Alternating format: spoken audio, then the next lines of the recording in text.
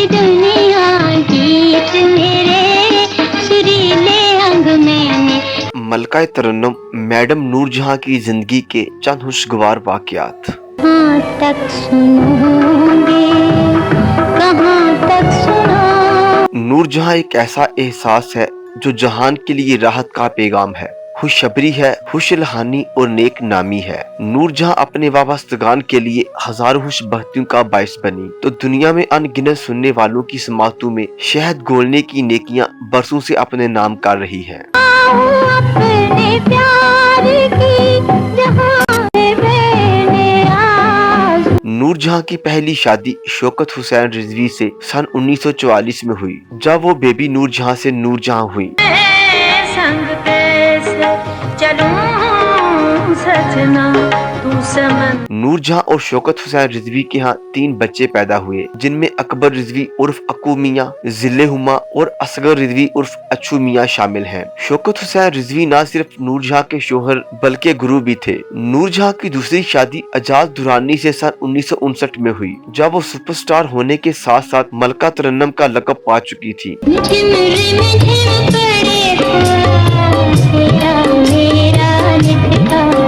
एजाज दुरानी भी उनकी जिंदगी में लगभग 12 साल तक रहे और इस अरसे के दौरान उनकी 3 बेटियां पैदा हुईं, जिनमें हिना, शाजिया और टीना शामिल हैं।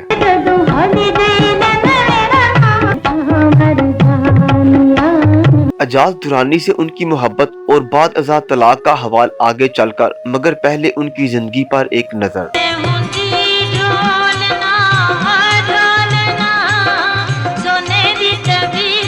नूरजहां ने गाना उस वक्त सीखना शुरू किया जब वो मुंह से तोतले अल्फाज अदा कर पाती थी। नूरजहां का असल नाम अल्लाह वसाई था और वो जिला कसूर के इलाके कोट मुरादहा में पैदा हुई थी। उनके उस्ताद गुलाम मोहम्मद अल मुरूफ गामे हाँ बताते थे कि अल्लाह वसाई से उनकी पहली मुलाकात उस वक्त हुई जब वो सिर्फ 4 दिन की थी और जब उनके अहले हाना इन्हें जंड उतरवाने और सलाम करने के लिए बाबा बुल्ले शाह के मजार पर ले जा रहे थे। अल्लाह वसाई ने अपने घराने की रवायत के मुताबिक गाना उस वक्त सीखना शुरू किया जब वो मुंह से तोतले अल्फाज अदा करती थी। 7 बरस की उम्र में अल्लाह वसाई अपनी बहन ईदन भाई और कजन हैदर बांदी के साथ कसूर और आसपास के इलाकों में नन्ही मुगनिया के तौर पर मशहूर हो चुकी थी। दुनिया मेरी जहां है, आवाज दे कहां है। नूरजहां बचपन में ही हरफन मौला थी। ये सन 1933 का जमाना होगा। अल्लाह वसाई और उनकी बहनों का नाम कसूर और लाहौर के टिक्का थिएटर में मारूफ हो चुका था। अल्लाह वसाई के मामू मोहम्मद शफी ज़हीन आदमी थे और उस जमाने के शोबिस को थोड़ा बहुत समझते थे। उन्हें ये इल्म था कि अगर उन्होंने अपनी बांजी अल्लाह वसाई के टैलेंट को आजमाया तो उन्हें कलकत्ता जाकर किस्मत आजमाई करना होगी। इससे कबल अल्लाह वसाई कसूर और लाहौर तक अपने कैरियर की जबरदस्त इनिंग्स खेल रही थी।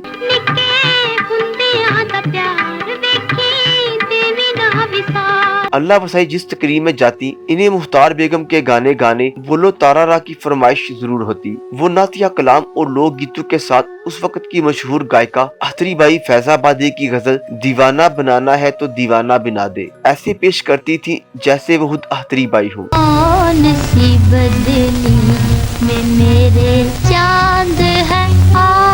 इसके अलावा एहसान दानिश की लिखी नात मेरे मौला बलालो मदीने मुझे भी पेश करके समा तारी कर देती थी। सन 1942 में लाहौर के फिल्मी अदारे के सरबरा शेर दिलसुख एम पंचोली ने नूरजहां को बतौर हीरोइन कास्ट किया और उस वक्त के पढ़े लिखे हदायतकार शौकत हुसैन रिजवी से फिल्म खानदान बनवाई। मज़कूरा फिल्म की कामयाबी ने जहां नूरजहां को पूरे भारत की स्टार कन्फर्म किया, वहां फिल्म मेकिंग में भी लाहौर, कलकत्ता और मुंबई के मुकाबले में सामने आन खड़ा हुआ। सितंबर 1947 में नूरजहां अपने शोहर शौकत हुसैन रिजवी और 2 साला बेटे अकबर रिजवी की हमरा पाकिस्तान आईं और यहाँ नौजीदा फिल्म ट्रेड का बुनियाद रखने में मसरूफ़ अमल हुई। बैठ के तन्हाई में कर ले दुख सुख की दो बातें, चांदनी रातें। नूरजहां बजीला सिंज और हाजिर जवाब थी। वो किसी दूसरे शख्स के मुंह से बर मौका और बर महल अच्छी बात सुनती तो उसे दाद भी देती थी। एक मर्तबा नूरजहां दोस्तों की महफिल में अपने गीतों की गैर मामूली कामयाबी को अपने बच्चों की पैदाइश से जोड़ रही थी। मादाम ने ताफहराना अंदाज में कहा कि जब मेरा गीत आवाज दे कहाँ है दुनिया मेरी जवां है हिट हुआ तो मेरा बेटा अकबर पैदा होने वाला था। आवाज दे कहाँ है दुनिया तरह मेरा गीत चंद दिया टोटिया सुपर हिट हुआ तो जिले हुमा पैदा होने वाली थी।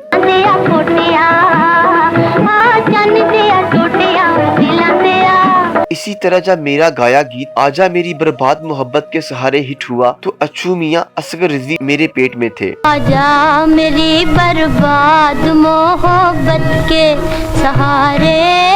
इस पर पास बैठे सारिंदे ने नूरजहां से कहा, मैडम क्या आपने कभी कोई गीत खाली पेट भी गाया है? इस पर महफिल में कहके गूंज उठे और नूरजहां भी खिलखिलाकर कहके लगाने लगी।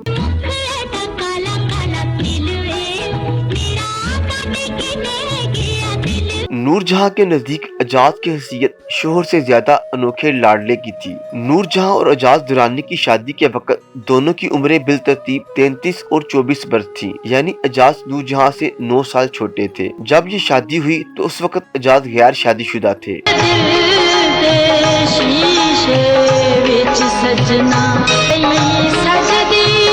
नूरजहां और एजाज की शादी और दोनों के रिश्ते के बारे में निगार खानों में मशहूर हुआ था कि नूरजहां ने एजाज को यूं रखा जैसे हथेली का फफूला।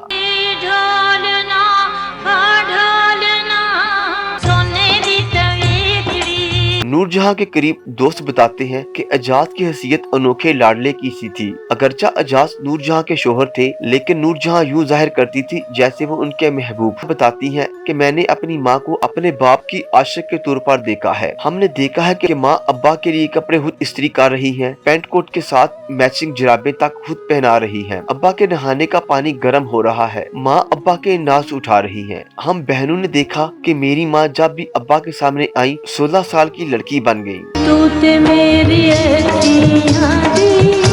नींद चुराई। हिना ने अपने वालिदैन की माँ बहन तलाक को एक तलख हकीकत करार दिया। हिना इस अलहदगी के बारे में बताती हैं कि दोनों दुनिया के हसीन और खूबसूरत लोग थे और एक अरसा तक इकट्ठे रहे। तेरा प्यार मैनू मिलिया, मैं दुनिया ते होर खीले। जब उन्होंने देखा कि वो मियाँ बीवी की हैसियत से आगे नहीं चल सकते तो अलहदगी का फैसला किया और दोनों ने बाकी जिंदगी अच्छे दोस्तों की तरह गुजारी। चलो अच्छा हुआ तुम भूल गए, भूल ही था मेरा प्यार। फरदौस बेगम एजाज के करीब कैसे हुई? नूरजहां से शादी के बाद एजाज और ज्यादा संजीदा और मेच्योर हो गए थे। वैसे भी वो धीमे मिजाज के इंसान थे। नूरजहां के साथ रिश्ता अज़दवाज में रहते हुए जहां एजाज एक तरफ एक कामयाब अदाकार बन चुके थे, दूसरी तरफ उन्होंने एक फिल्म प्रोडक्शन हाउस कायम किया जिसमें अपने वक्त के नावर पेशावरों को बाहम इकट्ठा कर लिया। उनके अदारे से दोस्ती, मौला बख्श और शोले जैसी कामयाब फिल्में प्रोड्यूस हुई, जबकि सबसे कामयाब फिल्म ही रांझा रही।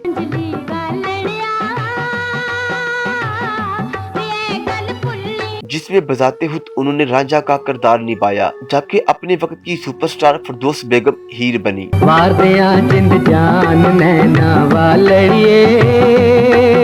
इस फिल्म ने बॉक्स ऑफिस पर तो बिजनेस के रिकॉर्ड कायम किए, लेकिन नूरजहां और एजाज को एक दूसरे से दूर कर दिया।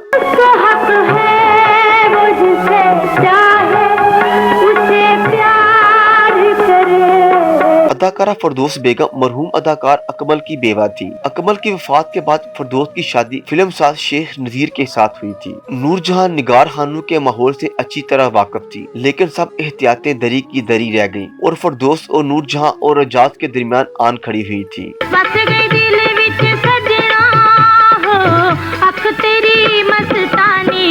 नूरजहां ने एजाज से कहा, पीनो लंबो का पीछा छोड़ दो। एजाज और फिरदौस की जोड़ी सुपरहिट हो गई और फिल्म साज इन्हें इकट्ठा साइन करने लगे। दोनों निगार खानों के साथ साथ आउटडोर शूटिंग में भी बहुत सारा वक्त इकट्ठे गुजारते हुए एक दूसरे के करीब आ चुके थे।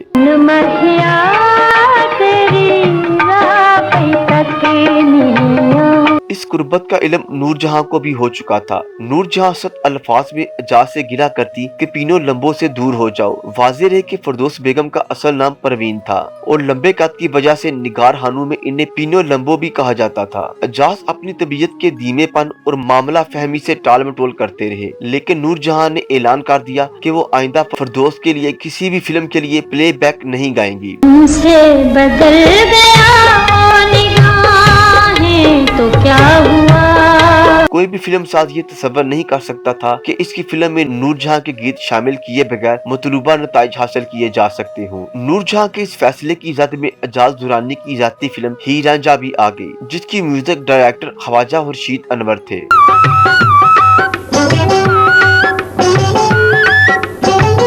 हीर रांझा के गीत अहमद राही ने लिखे थे, जो नूरजहां के मंजूर नजर शायर थे। फिल्म के हिदायतकार मसूद परवेज थे और नूरजहां उनकी भी बहुत इज्जत करती थी, लेकिन करीबी दोस्तों का कहना है कि इस मामले में भी नूरजहां ने आखिरी बात एजाज की ही मानी थी। दिया मिल रांझण वे, मैं लुक लुक नीर वहाँ। नूरजहां ने हीर रांझा के लिए जो गीत गाए वो फिरदौस पर फिल्म बंद हुए और सेलुलॉइड पर उसे हमेशा के लिए हीर के किरदार में अमर कर दिया। मेरा हार सिंगार साडा रोज जलता प्यार में ना। नूरजहां एजाज की मदद से लंदन जेल पहुंची। नूरजहां ने एजाज के साथ हर तरह से निभाना चाहा, लेकिन हालात दोनों को एक दूसरे से दूर ले गए। नूरजहां के बारे में मशहूर था कि जब इन्हें गुस्सा आता है तो वो किसी को हाथर में नहीं लाती, लेकिन एजाज का उन्होंने हमेशा लिहाज किया।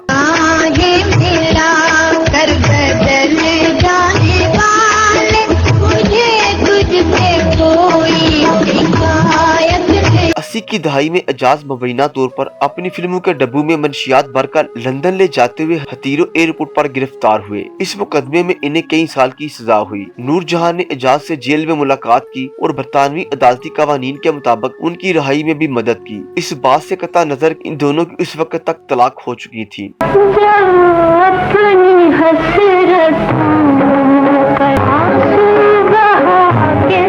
नूरजहां को पूरी जिंदगी एजाज से मोहब्बत और इंसियत रही। उनकी बेटी मीना बताती है कि माँ आखिरी दिनों में मेरे और हिना के पास कराची में रही थी, जहां हमारे वालिद एजाज दुरानी भी आ जाते थे। हमने देखा कि माँ जब तक अपने हाथ से काम कर सकती थी, वो मेरे अब्बा के लिए नाश्ता हो तैयार करती थी। हालांकि उनकी तलाक हुए एक अरसा हो चुका था। मुझसे पहली सी मोहब्बत मेरे महबूब नाम। नूरजहां ने जिंदगी में 2 काम किए, गाना गाया और अपने बच्चों से प्यार किया। हिना ने अपनी वालदा नूरजहां को याद करते हुए कहा कि माँ को दुनिया से गए 21 बरस हो गए। कभी लगता है कि वो कहीं और नहीं गई, हमारे साथ है, लेकिन कभी लगता है कि उन्हें हमसे बिछड़े एक जमाना बीत गया हो। मेरे लिए उनकी वीडियो देखना बहुत मुश्किल हो जाता है। यूं ही माँ का गाया हुआ कोई गीत जब कानून में पड़ता है तो मैं उसे सुन नहीं सकती। लोग नूरजहां का गीत सुनकर महसूस हो रहे होते हैं, लेकिन हमारे लिए माँ का गीत सुनना बहुत कठिन काम है। मेरा दिल चाहता है कि मैं अपनी माँ को बाहों में भरकर प्यार करूं, बिल्कुल वैसे ही जिस तरह वो अपनी बाहों से हमें भर लिया करती थी।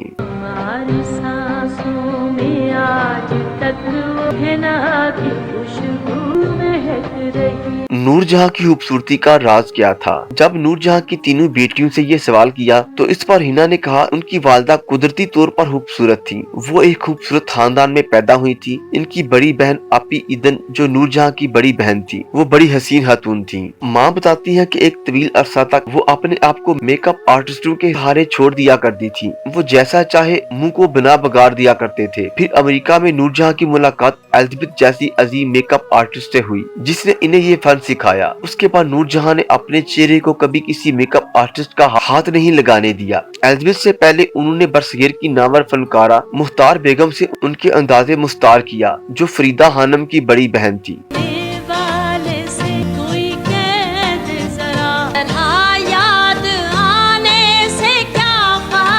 नूरजहां ने इंदिरा गांधी को गाना क्यों ना सुनाया? हिना बताती है कि जब उनकी वालदा इंडिया के दौरे पर थी तो इंडियन वजीर-ए-आज़म इंदिरा गांधी ने मुलाकात के दौरान इन्हें गाने की फरमाइश कर दी, जिस पर नूरजहां ने इनकार करते हुए कहा, आज मैं आपकी मेहमान हूँ, मैं आपको गाना उस वक्त सुनाऊंगी जब आप मेरी मेहमान होंगे। बेनजीर भुट्टो दौर में जब राजीव गांधी पाकिस्तान के दौरे पर आई तो तब नूरजहां से दोबारा गाने की फरमाइश की गई। उस वक्त नूरजहां ने कहा कि आपकी वालदा इंदिरा गांधी को मैंने गाना नहीं सुनाया, आज आप हमारे मेहमान हैं, मैं आपको एक नहीं 2 गाने सुनाऊंगी। इसके बाद नूरजहां ने फैज की नज़म मुझसे पहली सी मोहब्बत और एक गीत आवाज दे कहाँ है सुनाया। दुनिया मेरी जहाँ है, आवाज दे कहाँ है। मीना ने बताया कि जनरल जियाउल हक मुल्क के सदर थे और उनकी बीवी शफीका जिया नूर जहां की मदाद थी। जब ऐवान सदर से नूर जहां रुखसत होने लगे तो जनरल जिया ने नूर जहां से कहा, मैडम मैं आपके लिए क्या कर सकता हूँ। इस पर नूर जहां ने जवाब दिया, आप मुझे क्या दे सकते हैं, आप तो खुद उसके मोहताज हैं जो सारी कायनात को देता है।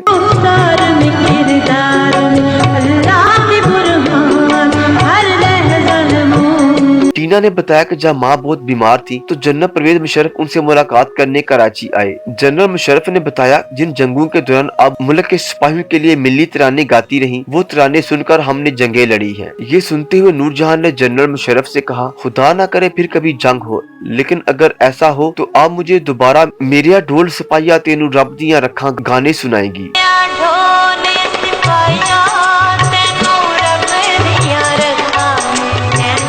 नूर जहां ने मौत से पहले जफर दर्दी से 60 नए जोड़े सिलवाए। शादिया उर्फ मीना बताती हैं कि माँ अपनी जिंदगी के आखिरी 4.5 साल शदीद बीमार रहीं। इस अरसा के दौरान इन्हें अमेरिका और बरतानिया के जिद्दी अस्पतालों में दाखिल कराया गया। इन्हें यकीन था कि वो दोबारा तंदुरुस्त हो जाएंगी और फिर से गाएंगी।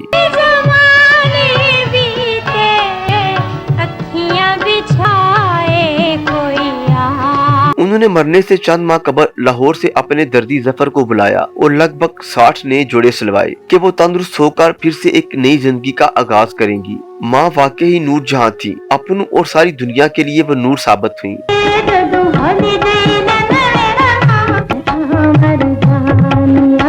नूर जहां के मुलाजम भी वीआईपी थे। मलका तरन्नुम नूर जहां की फिल्मी दुनिया में हैसियत वीवीआईपी की सी रही। उनके ड्राइवर से लेकर बावर्ची तक, उनके उस्ताद से लेकर ढोलक नवाज तक, सभी निगार खानों में वीवीआईपी समझे जाते और सबको प्रोटोकॉल दिया जाता। मुल्तान रोड पर वाक़या तीनों स्टूडियोज में एक जगह मुख्तस हुई थी, जहाँ मलका तरन्नुम नूर जहां की गाड़ी पार्क होती थी। नूर जहां की गाड़ी जब निगार खानों में दाखिल हुआ करती थी तो लोग एहतरामन रास्ते से हट जाया करते थे।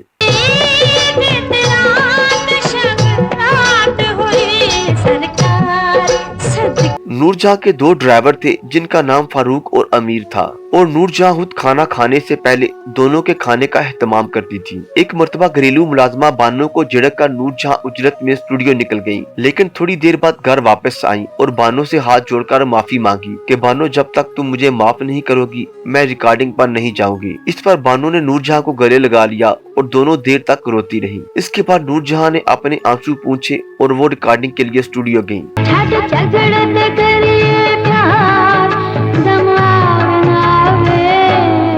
शादिया बताती हैं कि जब माँ तवातर से बीमार रहने लगी और लोगों को उनकी पेचीदा बीमारी से मुतल्लक इल्म हो गया तो एक दिन ऐसा हुआ, एक शख्स शादिया को अस्पताल लेके लाबी में मिला जिसने बड़ी आजिज़ी के साथ अपना तारुफ करवाया कि वो फौजी है और नवाब शाह से आया है। इस फौजी ने कहा कि आप मलका तरन्नुम नूर जहां की बेटी हैं, मैंने सुना है मलका तरन्नुम को खून की जरूरत है, तो आप हुक्म कीजिए उन्हें कितना खून चाहिए। ये कहते हुए उस शख्स की आंखों से टप टप आंसू बहने लगे। उसने आंसू पोंछते हुए कहा, नूर जहां हमारी भी माँ है, क्योंकि जब हम सरहदों पर मुल्क की हिफाजत करते हैं तो वो हमारी खैर मांगती है। उसने कहा कि अल्लाह मेरिया ढोल सिपाहिया तेनू रब दिया रखा कहने वाली नूर जहां की भी खैर कर दे।